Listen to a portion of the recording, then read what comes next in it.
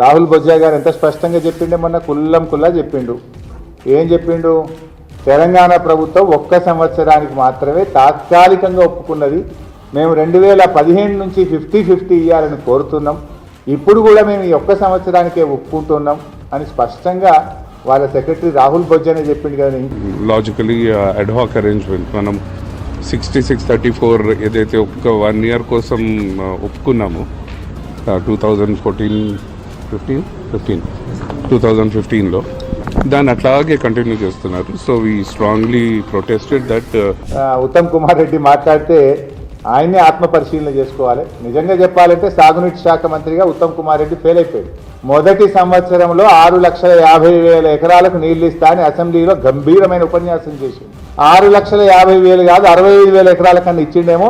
ఇస్తే ఎక్కడ ఇచ్చిండో చెప్పండి. పిల్లి శాపాలకు ఉట్లు దిగాయి. ఉత్తమ్ కుమార్ రెడ్డి గారు నిజాయితీగా కాన్సన్ట్రేట్ చేసి మీరు ఈ పొరుగు రాష్ట్రాలు చేస్తున్నటువంటి కుట్రలను తిప్పికొట్టండి, రాష్ట్ర ప్రయోజనాలు కాపాడండి.